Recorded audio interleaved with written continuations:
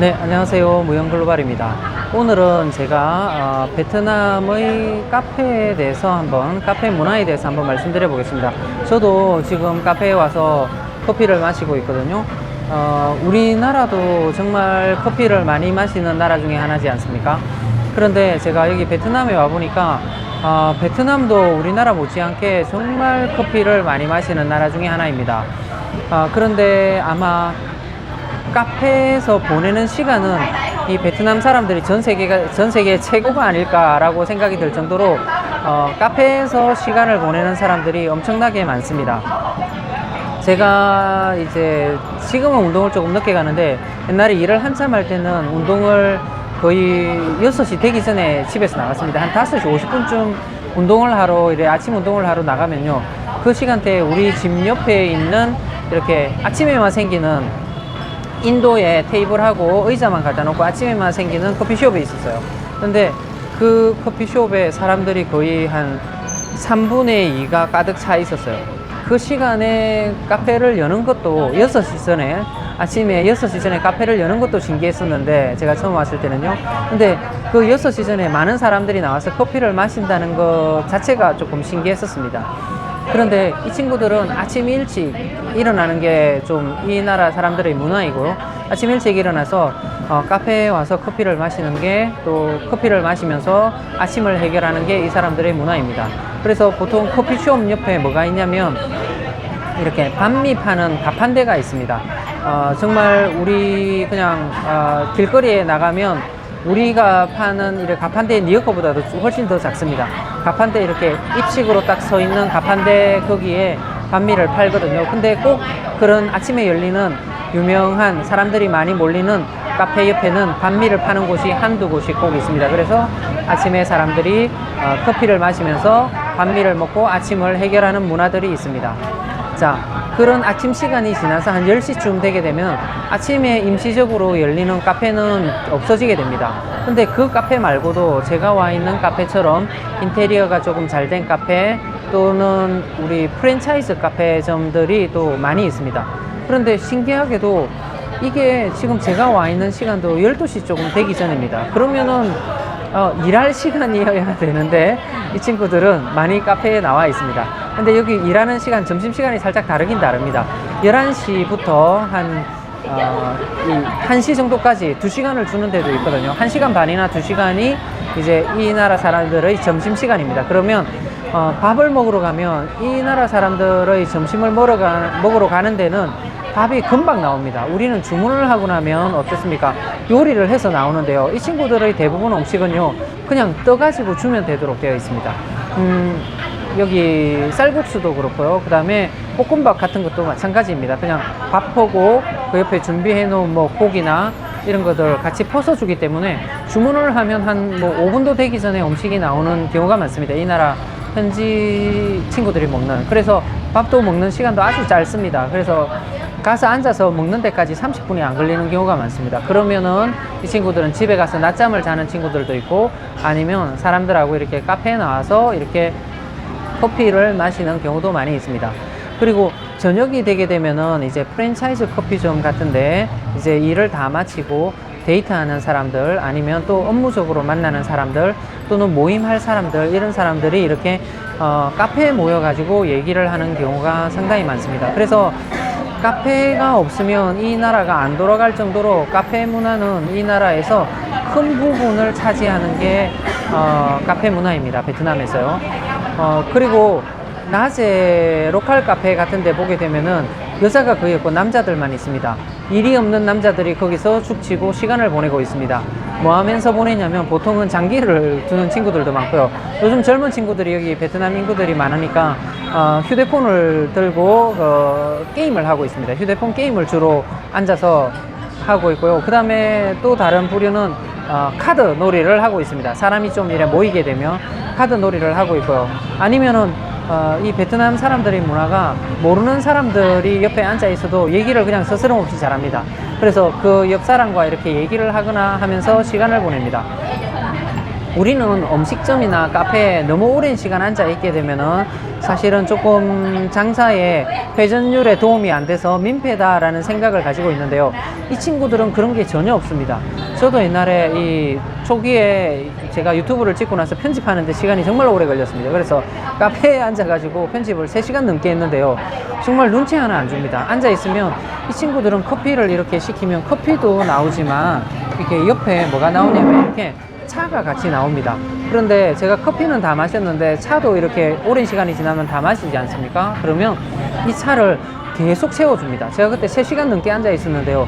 끊임없이 계속 채워줍니다. 눈치 주지 않습니다. 그러니까 카페, 당연히 이 나라 사람들은 카페에 오게 되면 많은 시간들을 보내는 것이 당연하기 때문에 그걸 가지고 시비 거는 카페 주인은 없다고 보시면 됩니다.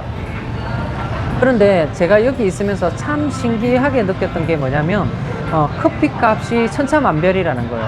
제가 아침에 잠시 열리는 그런 카페의 커피 값은요, 이 나라 돈으로 8,000동 정도 합니다. 우리처럼 이런 걸 시키면 거기도 12,000동, 15,000동 정도 하거든요. 그러니까 8,000동이면 얼마냐면 400원입니다. 400원. 이 친구들이 마시는 건 이런 작은 잔입니다. 위스키 잔. 이렇게 생긴 잔도 아니고 위스키 잔에 마시는 카페인데 그거는 400원 정도 하고요. 이거는 한 600원에서 750원 정도 합니다. 싼 데 가게 되면은요. 그리고 지금 제가 와 있는 데처럼 이렇게 좀 잘 꾸며진, 여기 보시게 되면 보이시나요? 이렇게 좀 잘 꾸며놨어요. 잘 꾸며진 데는, 이런 잘 꾸며진 곳에는 카페의 가격이 조금 비쌉니다. 여기는 카페의 가격이 한 우리나라 돈으로 1,000원 정도 합니다. 1,000원. 그리고 프랜차이즈 커피점에 가게 되면은요, 한 1,500원 정도, 2,000원 가까이 하는 데도 있는데 보통 한 1,500원 정도 한다고 생각을 하시면 됩니다. 그래서 이 나라에는 이 나라에도 그 스타벅스가 있습니다. 근데 스타벅스의 가격은 거의 이 나라 프랜차이즈 가격의 한 배 정도까지 합니다. 3,000원 정도 하거든요. 우리나라 스타벅스보다는 여기 스타벅스 커피 값이 싸더라고요, 베트남에. 그런데 그 가격이 이 나라 사람들에게는 엄청 비싼 거죠. 프랜차이즈 커피점에도 한 2배 가까이, 2배는 안 하는 것 같더라고요. 한 2배 가까이 정도의 가격을 하는 거니까 3,000원, 3,500원 정도의 가격을 하는 거니까 진짜 비싼 겁니다.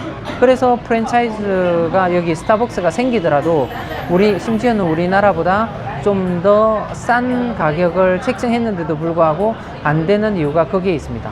그리고 여기에 보게 되면 이런 카페들이 정말 따닥따닥 붙어 있는 경우도 많아요. 그러니까 신기한 거는 카페가 여기 있고 맞은편에도 카페, 길 건너에도 카페 이렇습니다. 그런데 그 카페의 가격이 각각 다른데도 불구하고 그 세 군데가 다 잘 되더라고요. 그런데 저도 이제 여기 오래 있다 보니까 이 친구들의 카페 가격이 다른 이유가 조금 있어요. 그게 뭐냐면 카페의 이런 그 인테리어에 따라서 좀 얼마나 잘 되어 있는지에 따라서 카페의 가격이 달라집니다. 그러니까 그냥 의자만 갖다 놓은 데 있잖아요. 그런 데는 정말 싸고요. 제가 아까 말씀드린 것처럼 인도에 의자만 갖다 놨다 그러면 이제 얘들이 마시는, 이 베트남 사람들이 마시는 커피 기준으로 400원 정도를 하고요. 조금 잘 돼 있어요. 의자, 안전뱅이 의자 이런 데가 되어 있잖아요. 그러면은 이 600원 정도 합니다. 그리고 이제 여기처럼 인테리어를 하면 한 1,000원 정도. 그 다음에 우리나라처럼 이렇게 프랜차이즈 돼 있고 에어컨 나오고 하게 되면은 이제 1,500원이 넘어가게 되는 거죠. 물론 여기 음료수나 과일 주스 가격은 이런 기본적인 커피 가격의 한 2배 정도, 1배 반이나 2배 정도 하는 게 정상인 겁니다. 그런데 이 나라 사람들은 카페를 딱 쳐다보고 인테리어가 좀 되어 있다라고 생각을 하면 여기는 한 카페 가격이 한 1,000원 정도 하는구나 이렇게 예측을 하고 들어옵니다. 저도 이제 여기에 카페를 많이 다니다 보니까 그런 예측이 깨어지는 데가 딱 한 군데인데 한인거리입니다. 한인거리에는 우리가 내가 이 인테리어 보고 예상한 가격의 1배 반 정도 되더라고요. 그러니까 그 한국 사람들이 이제 돈을 더 주고도 이렇게 커피를 마시다 보니까 그 한인거리, 판만동 거리에 있는 또는 이제 한국 식당이 많은 근처의 그 카페들은 거기 예측보다 1배 반 정도 되고 그렇습니다. 그래서 이 나라 사람들은 이 카페를 이용하는 게 사람을 만나는 데도 이용을 하고 그 다음에 시간을 보내는 데도 이용을 하고요. 그 다음에 젊은 친구들은 일을 하는데도 이용을 합니다. 우리나라 사람들도 요즘 일하고 공부하는데 많이 이용하잖아요. 예, 실제로 공부를 하는 곳으로도 이 나라 친구들이 많이 이용을 하더라고요.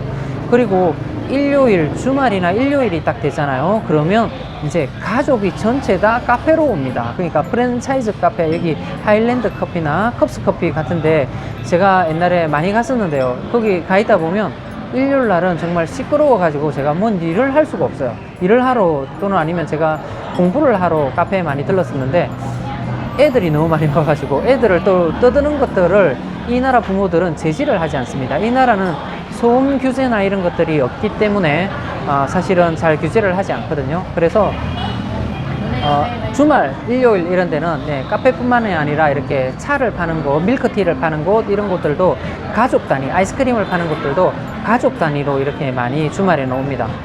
네, 오늘은 제가 베트남의 카페 문화에 대해서 한번 설명을 드렸고요. 우리나라 못지않게 커피를 많이 마시는 민족입니다. 여기 베트남 오시면은 이렇게 그런 다양한 커피숍, 좋은 데만 가지 마시고 다양한 커피숍도 이렇게 가보시는 것도 아마 여행 온 재미 중에 하나가 될 것 같습니다. 또 다른 점, 또 다른 이런 카페 문화를 알고 계신 분들은 댓글로 좀 달아주시고요. 오늘도 시청해 주셔서 대단히 감사합니다.